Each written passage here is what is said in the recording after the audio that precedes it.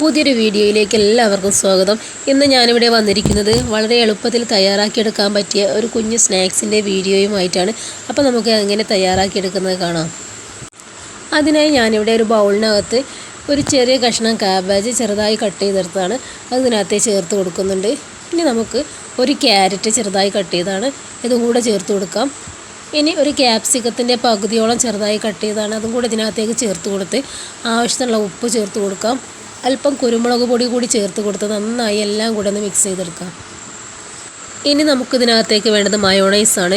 5 table spoon mayonnaise കൂടി ഇതിനകത്തേക്ക് ചേർത്ത് കൊടുത്ത് എല്ലാം കൂടെ നന്നായി ഇളക്കി യോജിപ്പിച്ചെടുക്കാം.